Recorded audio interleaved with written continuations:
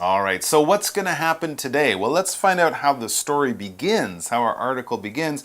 Paige, it says, Paige is still standing on the MRT. So she has given up her seat. She's gotten off that dark blue priority seat. And of course, she doesn't feel any better. She seems very uncomfortable. She still feels sick. She still feels tired.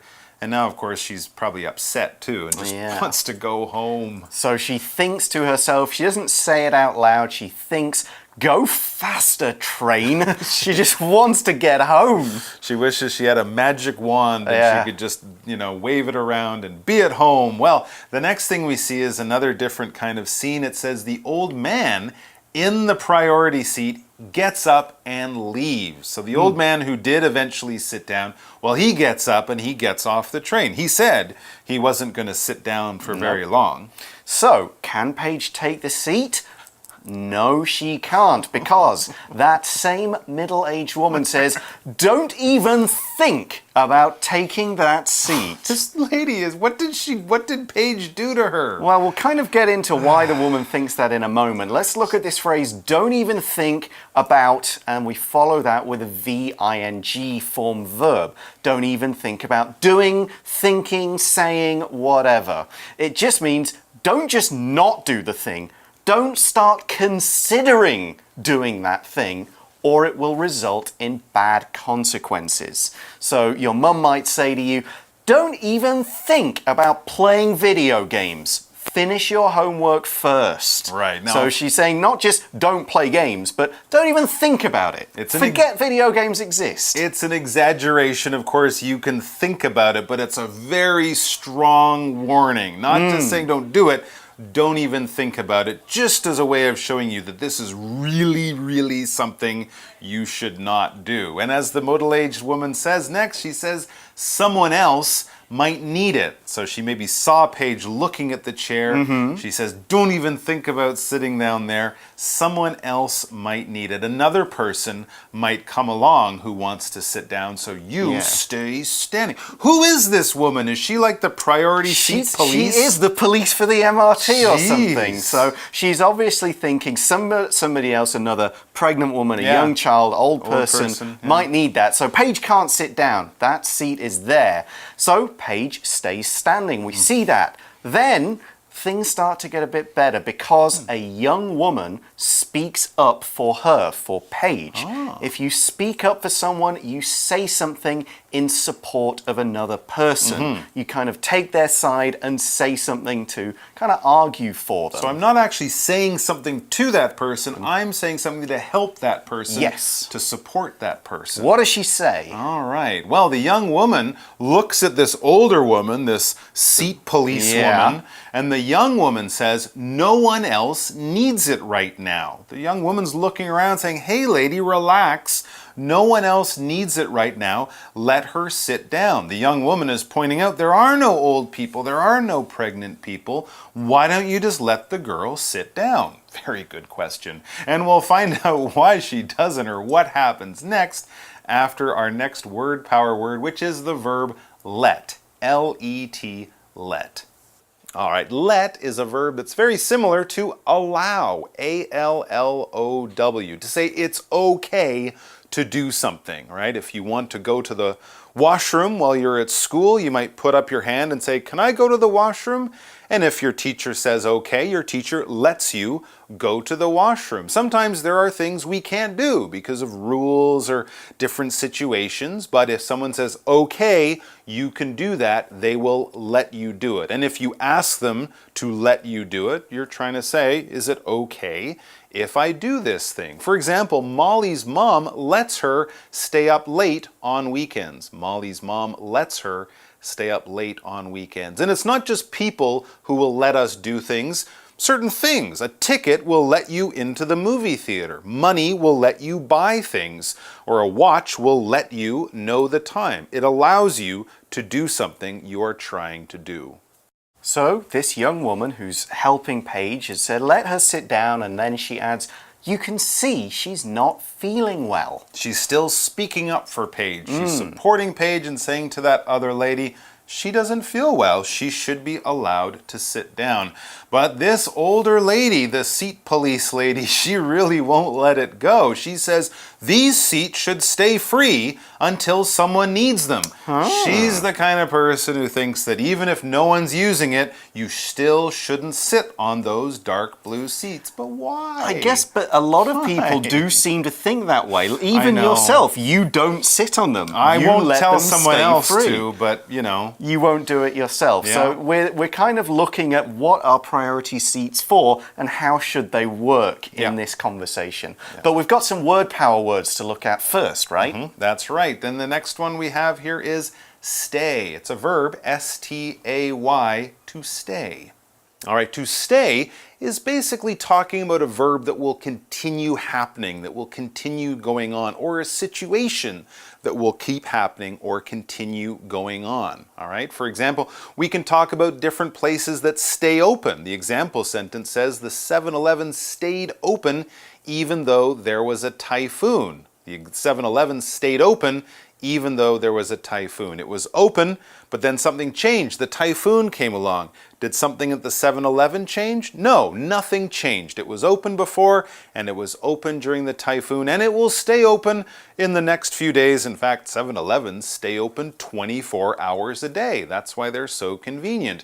If you're watching a movie and the movie ends, you could turn off the TV or whatever and go and do something, or you could decide, I'll watch another movie, or I'll see what's on TV. I'll stay here, I'll stay on the sofa, I'll continue to do what I'm doing. To continue to do, to stay, these are very, very similar. Nothing's changing, it's continuing on or it's going on without any big change. So that woman thinks that the seat should stay free even if no one's using it. They should continue to be unused, but no one's sitting there. Yeah, they're we free. need to, they're free. Let's find out what we mean in this case by the word free. It doesn't mean that you don't need to pay money for it. There's a different meaning here. So let's check out the word free, F-R-E-E, free, in our next word power word section. So in this case, free is talking about something that is available to use. People can use it because it is not already being used. You might ask, is this seat free? Means, can I sit there? Is somebody else already sitting there? If it's free, no one is using it.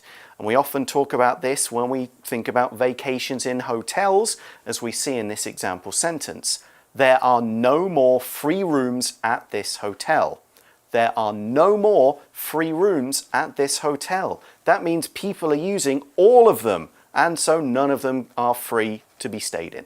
So this is the middle-aged woman's opinion about priority seats. Nobody should sit on them except the people who need them. That's right. If it's not a pregnant person or a disabled person or so on, they should remain free. They should stay empty. That's her opinion. There you go. If everyone on the train is young and healthy and has no babies, you should still not be allowed to sit on them. But the young woman, well, the young woman who's speaking up and supporting Paige says, no, it doesn't work that way. She's saying it doesn't work that way. Now, we're not talking about someone's job, like their work, and we're not talking about how a machine works. We're talking about how the rules work or how the rules function.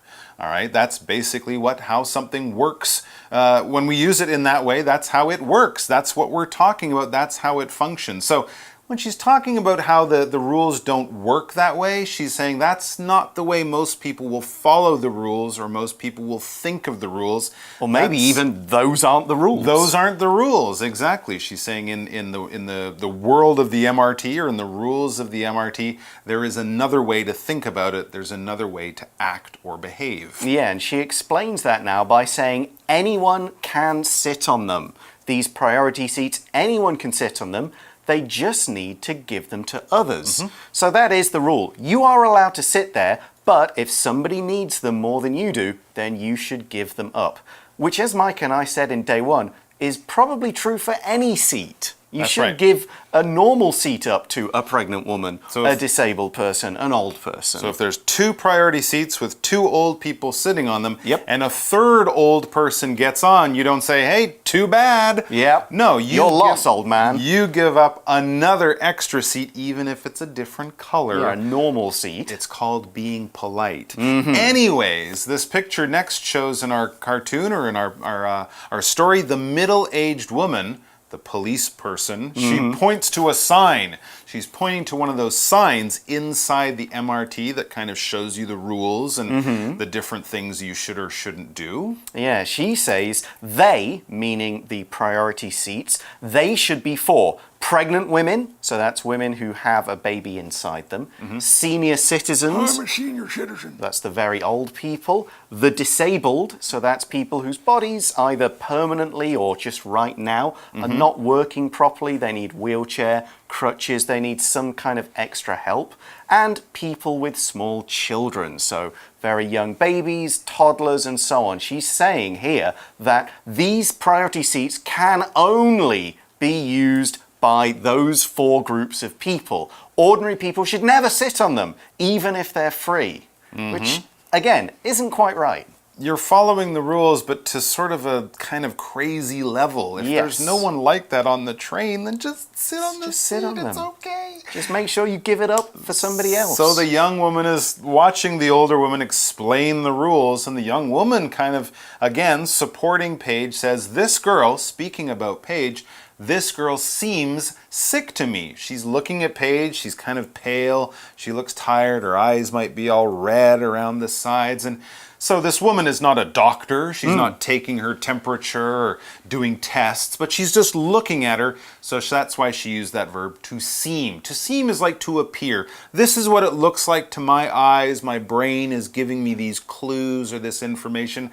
I'm not 100% sure, but I'm pretty sure. If you look out of the window and you see dark clouds forming and the wind is getting stronger, you're not a weather person, you can't see into the future, but you might say it seems like it's going to rain. It looks like it, all the clues are there. Yeah, in this case she's saying the young lady, Paige, seems sick. She looks sick. Yeah, now we've used the word sick a lot in our descriptions, but this is actually the first time someone has said the word, and that's why we are waiting till now to make it a word power word. Sick, S-I-C-K, is an adjective, and it's in fact our last word power word of the day. So as Mike and I have kind of talked about in the last 2 days, if you are sick, you are suffering from some kind of disease or illness. It could be anything from a simple cold to a really serious disease, but sick kind of covers all of them. Here's an example of how we could use it. Betsy didn't go to school because she was sick. Betsy didn't go to school because she was sick. All right, so the young woman is still speaking up to help Paige. She said she seems sick, and then she says to that older woman, let her have the seat. In other words, let her sit down. In other words, leave her alone. It's just a seat on the MRT. She's sick. She can sit down. It's fine. And the middle-aged woman does so. She lets Paige have the seat, though she doesn't smile. She doesn't seem too happy, but she's not going to keep arguing. Paige, of course, takes the seat. And Paige, being very nice and thankful and appreciating what this other young woman has done for her in fighting this battle, Paige says, thanks for sticking up for me. To stick up for, to help someone, to support someone, it all kind of means the same thing. Yeah, the phrasal verb to stick up for means to, support someone. Maybe by your actions, maybe by your words, maybe just by being a good friend and saying, you can do it, I believe in you. You're giving that person some support and helping them in some way, big or small. And the young woman says, it's no big deal. If something is no big deal, it's not really important, it's not worth mentioning in the situation. What the woman here means is that Paige doesn't need to thank her. So if someone says no big deal, it's like saying the same thing as, no problem, or you're welcome. If something is a big deal, then it is important and it's serious, but no big deal means don't worry about it. That's right. And even if it is something important, you might say to your friend, it's no big deal, because you don't want them to feel like they owe you something so much. You're basically saying, don't worry, I did it because I like you, I did it because I want to help, because I want to be kind. So you're just being polite and telling them, don't worry, I was happy to help you. And then the young woman says to Paige, if people need the priority seats, they should use them. Even if they're not pregnant or old or disabled or have young kids. I hope you feel better soon. So she's basically saying, no problem, I agree with you, and get well soon, and I hope you get home soon too. Yeah, okay, and that brings us to the end of our article, so it's time for our wrap-up.